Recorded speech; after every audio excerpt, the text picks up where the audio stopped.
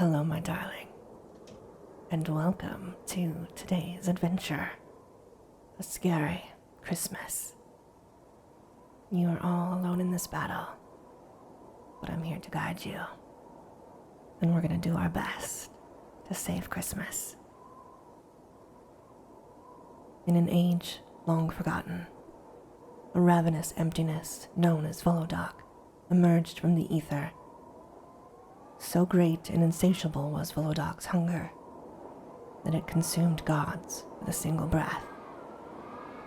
The infinitely hollow entity engulfed many a world and deity as it expanded across the multiverse undaunted, twisting everything it touched beyond recognition, and turning all creatures, no matter their alignment, towards its cause, to swallow existence.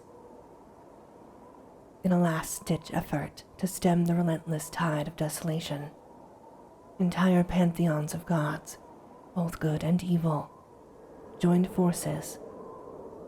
They channeled their power into a single point, creating a cataclysmic event known as the Great Locus.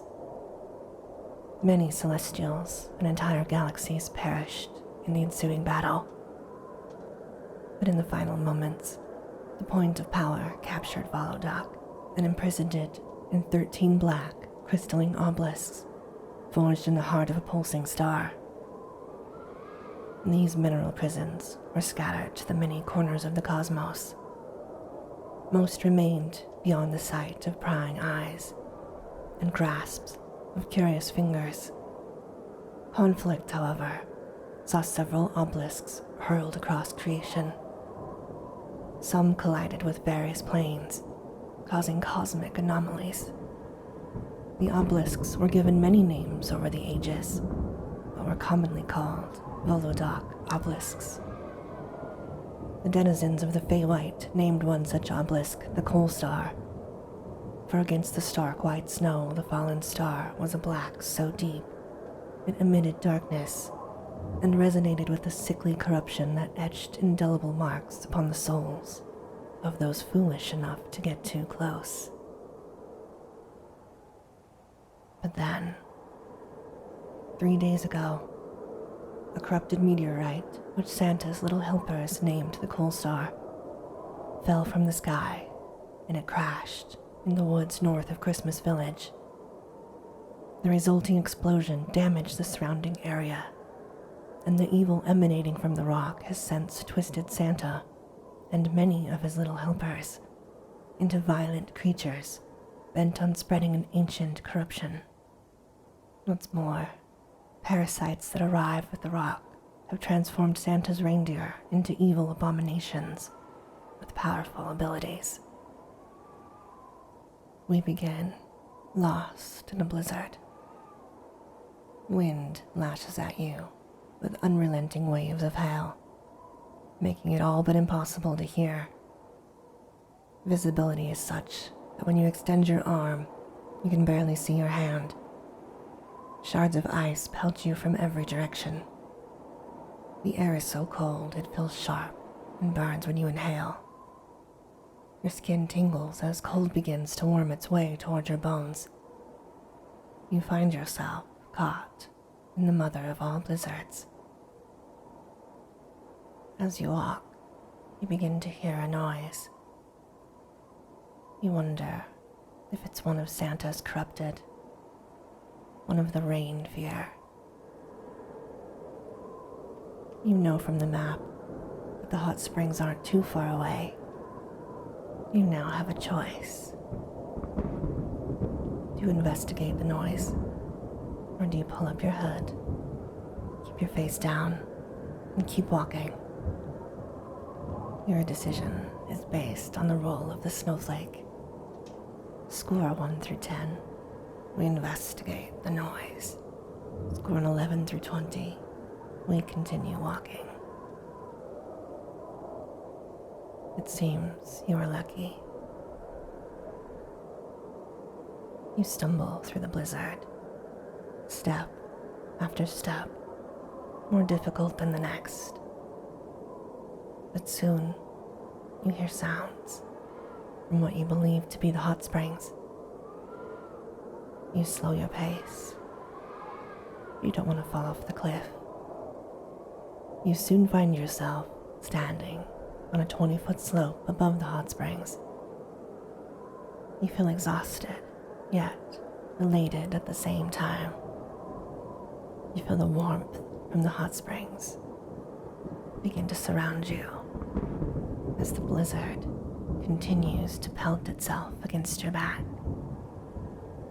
Though the biting cold maintains its grip, a sense of relief washes over you. Following the cacophony of raging wind, this area seems somehow more quiet. The air is so crisp here, you feel it could snap. About 20 feet below, several pools of water spread out. You have arrived at the most beautiful hot springs you have ever seen. The steam gently rises from the water and looks warm and inviting. A ring of tall rocks encloses the area. There is a narrow opening between the rocks to the north. You feel the ground begin to shift beneath your feet. You stumble a bit, leaning too far into the warmth. We now roll the snowflake. If you roll a 1 through 10, you fall into the large pool below. 11 through 20, you tumble down the hill, but land safely next to the largest pool. It seems again that you are lucky. You soon find that once were healing pools are now corrupted.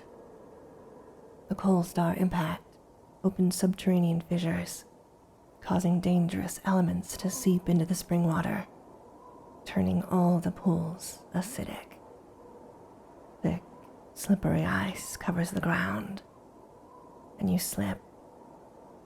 You don't fall, but you make a noise, thus disturbing 6 ice mephits that were perched on a block of ice before you. They're growling. They seem violent, corrupted. You recall in your pack you have an unlit torch and a large crystal. You know that the crystal is powerful. You know it has power over the ice, but you aren't sure what it will do, and you aren't sure how long your journey will last. You now have a choice. A roll of 1 through 10, you activate the crystal. A roll of 11 through 20, you use your torch. It seems you are not so lucky. You activate the crystal. Wind swirls around you. Hot, steamy, burning wind suffocates you. You close your eyes. You let out a scream. You feel the acrid heat from the pools begin to take over. You hear the screams of the ice mephits. You hear explosions happening all around you as the ice crumbles. You fall to your knees, but you remain unharmed. You hear a screeching, some sort of creature. You know it to be one of Santa's little helpers. You can hear that she's trapped inside something. Trapped inside the last ice block where the ice mephits were dancing. They froze her before she could make it out of the never-ending blizzard. Her face is twisted in pain. It looks like she was running from the ice mephits when they caught her. She is screaming. You do not wish to leave her here. So you rush forward, break open the large ice cube holding her, and free her. She falls to the ground, crying in happiness. She tells you her name is Sparkles, and she thanks you profusely, granting you one favor in the future. You thank her for her kindness, and as she twirls and twits around you, she disappears in a beautiful ball of light. You stand alone, the hot springs, hot once more, bubbling all around you. You walk to the edge of one of the larger pools and find the end of a road leading out of the hot springs, and on it, a small bridge crossing a frozen river. Though a small sign before the village declares the settlement beyond as Christmas Village, it appears to be more of a hamlet. And despite the large Christmas tree at the far end of the settlement, it doesn't feel very Christmassy at all. Although the smell of sweet wood smoke promises warmth, and the pleasant glow in the windows is welcoming. As you step through to the village, you soon find that Christmas Village has been thoroughly corrupted by Volodoc's influence.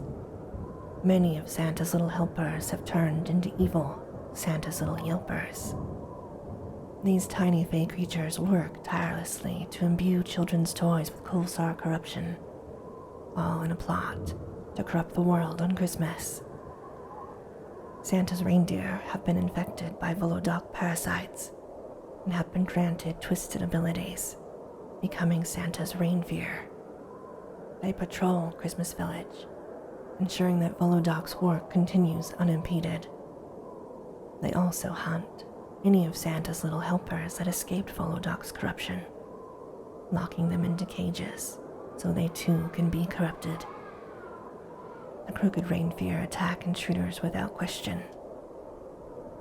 Santa has been twisted into Santa Claus, a mindless monstrosity reduced to searching for fragments of Coulstar scattered throughout the Feywild. He attacks anyone who gets too close. You must be careful, intrepid traveler, because the Coulstar impact in the nearby woods also caused an avalanche that covered much of the settlement. As you walk through some of the rubble of the village, you see 3 lodges, a storehouse, a giant Christmas tree, and a workshop with stables. The workshop and stables are partially buried under a mountain of snow. A small road winds its way through the settlement into the northern wood. From the edge of the village, all seems quiet enough, but upon closer inspection, it is quickly revealed that things are not quite as they appear. The first lodge looks quaint and warm. The door is windowless and closed. You knock, but there is no answer. You begin to hear the sounds of scraping, as if small tools are being used inside. You bravely peer through the window, which reveals to you 6 tiny, festive fey creatures building toys on a workshop bench. But as you look closer, something seems off about these creatures. As you look closer, you see that they are working with metal and appear to be gouging the toys with these sharp implements. You have a choice: to enter the lodge and confront them, or to walk away and check out the next lodge. Although you are not foolish, there is no choice here. You walk quietly away from the lodge towards the next. As you approach the second lodge, you notice scratch marks all along its outer walls. The door has been slashed and gouged as though with weapons. The windows have been blocked and barred from the inside, and the door appears to be locked. You hear scared voices inside. They appear to be alone, planning an escape. You have a choice to make. Do you break open the door and help them? Or do you back away and move on to the next lodge.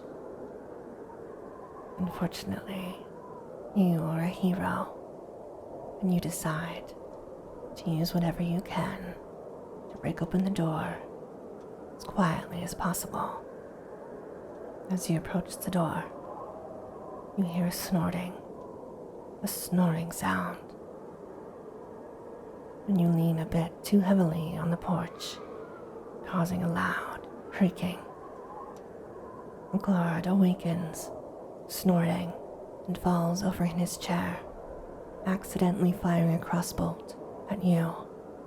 You fall, you think loudly, and the door bursts open. 4 startled Santa's little helpers race towards you, ready to fight, ready to escape.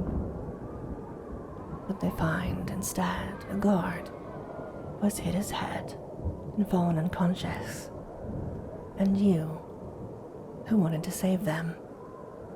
They are thrilled to see you, and they tell you immediately that they hope to save Christmas Village, but they can use your help. One of them, named Swiggles, speaks for the others, and unlike the other 3, Swiggles appears more determined than afraid. She is adamant that they will restore order to Christmas Village, but first they need to find Santa. They've searched the woods several times to no avail. The others are scared, and as you are talking, loud thrashing can be heard from the woods. Reindeer snorts, reindeer grunts. Soon, there's a trampling of hooves towards you. Santa's little helpers scream, running back into the building. You scream as well, and follow them inside, slamming the door shut, knowing that the reindeer have found you. Squiggles tells you that Thrasher and Lancer have been sent to deal with you and keep you from finding Santa Claus.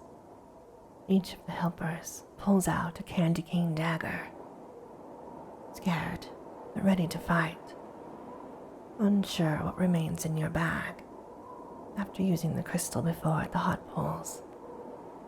You rummage inside, closing your eyes, making a wish to Santa. What you need now is a distraction, something to get away. You feel weapons inside, more crystals which must hold powerful magic, but you also feel a warm spark. You remember your favor. It might be too early to use it, but you choose to summon Sparkles. The bag grows warm to your touch. You feel thrown back, but powerful. You feel imbued with magic, as though all of the crystals in the bag have gone into you, into your soul. You know you need to get to the great Christmas tree to find Santa, and you know how to escape. You give the bed a shove, and it moves quickly. You pull up the floorboards, knowing exactly what you'll find inside. Thrasher and Lancer are howling at the door, stomping with their hard, cloven hooves. Santa's little helpers look to you and see what you are doing. They see that you have opened a secret tunnel. They help you inside. They follow you down. They help move the bed and use a candy cane dagger to lock the door.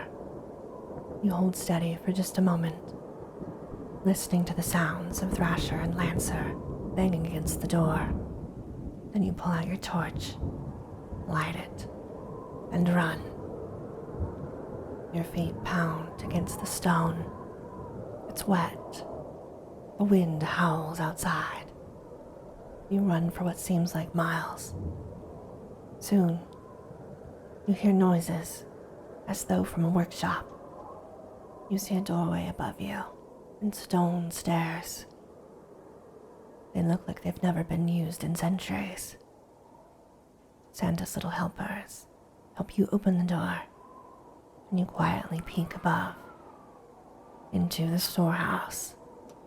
You see Santa's little yelpers, the corrupted ones inside. One is pulling a sled laden with wrapped toys and a large net from Santa's workshop. Another follows close behind, as though they are on a routine.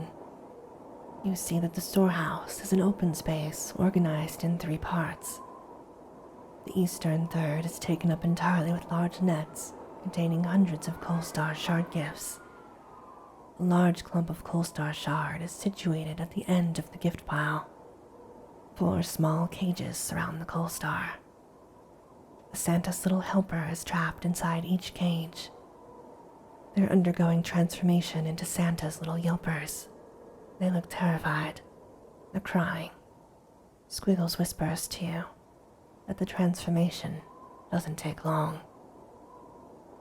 In the middle third of the building, you see Santa's sled.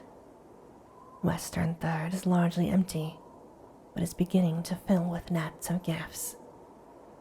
Santa's little yelpers operate a pulley and lever using a control panel at the back on the mezzanine floor. The system appears to control ropes and hoops dangling from the ceiling. Using this device, Santa's little helpers load the supreme bag of holding on the back of Santa's sled with corrupted toys. Next to the control system is a locked metal box. You leave the safety of the stairwell, sticking near the edges of the building. You can see a workshop at the left-hand side. As you approach the workshop, you see that a shard of the falling meteor had fallen and taken out the upper floor, making it inaccessible. Tools and materials line the walls and bow the shelves. 8 Santa's little yelpers work tirelessly on a production line, assembling toys, installing Coal Star shards inside of them. The workshop itself is a complete mess with overturned stools, piles of discarded toys, superfluous parts, and debris from the Coal Star impact are scattered everywhere. Rather than cleaning the mess, the elves have expanded their operations on 2 of the lodges outside. The only way in and out of the workshop is through the door you just came through. But near the back, you see the remains of Santa's large desk, fallen under a collapsed beam. Letters from children can be found scattered all around it. And there, propping up a half-fallen beam, is a large steel safe containing more letters and the Everstar that fell from the great Christmas tree. The safe is open. The note tied to the Everstar reads, "The star has been finally repaired. As suspected, when reversing the polarity, the star seems to counteract the dark magic emanating from the rock that fell from the sky yesterday. I'll need to travel north and find a piece of the meteorite to make sure the star is turned to the correct frequency. The elves and reindeer have been behaving strangely. I hope they're okay. I'll leave at once. The sooner we return the Everstar atop the great Christmas tree and amplify its magic, the better. Christmas might yet be saved. Signed, Mr. Claus." You now hold the Everstar in your hand. You now know what you need to do. But you're standing in Santa's workshop, near the storeroom full of yelpers, with no way out. You turn to the elf Squiggles, who is looking at you intently, and ask what she recommends. "I cannot say, sir," she says. She hands you her dagger candy cane. "But we need you to save the elves trapped in the cages first. There must be at least 8 of us to activate the Everstar atop the Christmas tree. And only that way can we summon the Dark Santa and return him in time to save Christmas." You stare at Squiggles, dumbfounded, holding the bag, holding a candy cane, and hearing all the noises of the yelpers outside, preparing to terrorize children all over the world with the Coal Star's remains. You think to yourself, what a strange journey this has been. What a strange adventure. Your mind is going 1,000,000 miles a minute.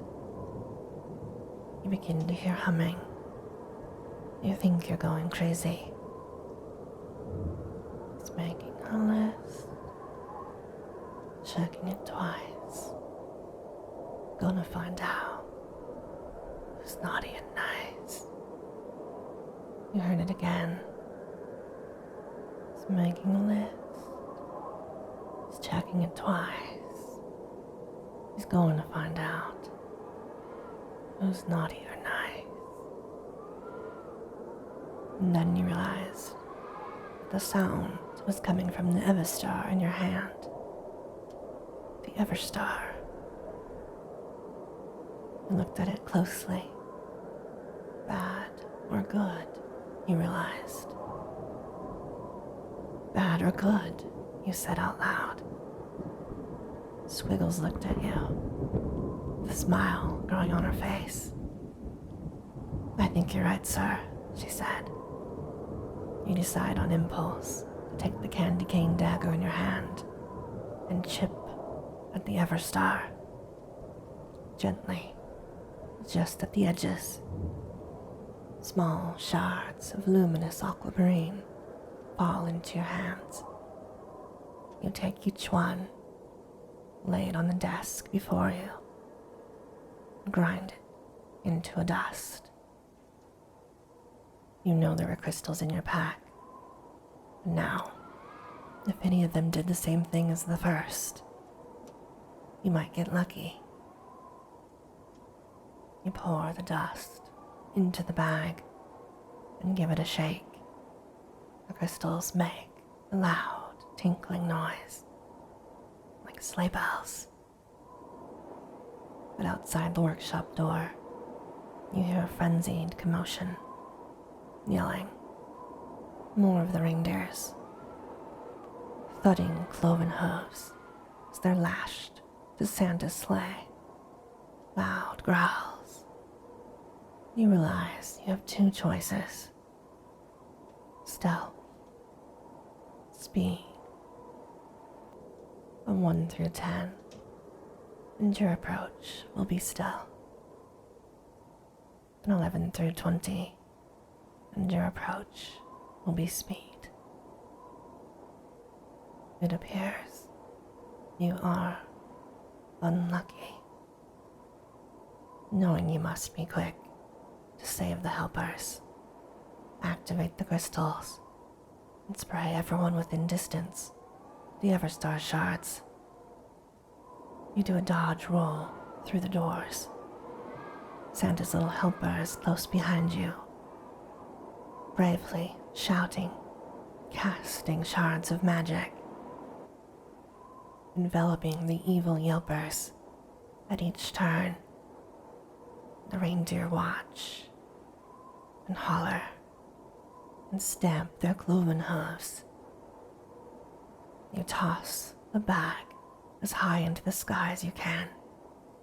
It hits a large chandelier, and the crystals within explode. The loudest jingle bell sound erupts within. Everyone is knocked down, including yourself. The reindeer stomp and growl. A shrieking noise begins to sound. You hurry to the cages, yank open each one, and each little helper falls forward, crying, thanking you. They begin casting magic as well, trying to help, trying to stamp down the evil as it swirls all around. Evil yelpers fall everywhere, unable to cast the same magic, unable to fight the goodness that comes from the power of the Everstar. The reindeer continue to yelp and stamp, but they are shaking their heads, confused now. You feel exhausted.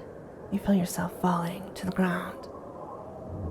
Then just as your back hits the floor, you see two shiny black boots and a big, long white beard stomp into the room from the far side. You try to open your eyes. You hear yelling and shouting and stamping and groaning. You feel yourself dragged to one side, yanked by one arm, yanked by another leg. You feel wetness on your hand as teeth come down, pulling your hand with ferocity. You sigh in defeat, wishing you had saved Christmas, or at least yourself. But then, you realize your hand is wet, but not bleeding. You hear snorts and the stamping of cloven hooves. You hear the sound of jingle bells, this time very Christmassy. As you open your eyes, you find that Rudolph has your hand in his mouth and has dragged you to the far side of the storage. The elves were battling it out in the center. Squiggles lay dead. Santa Claus lay before her, eyes closed, blood running from his nose. You realize you are still holding the Everstar in your hand. Even though you are exhausted, you don't have enough elves for the Everstar to save Santa. You close your eyes and you make one final wish. I wish for life, you say. I wish for all to be happy. I wish for all to be happy.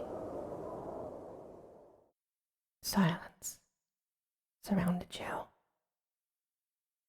You feel the Everstar hold in your hand. But then you hear the most joyous sounds of Santa's workshop and jingle bells. You, dear adventurer, have saved Christmas, and you may sleep very well tonight. Good night.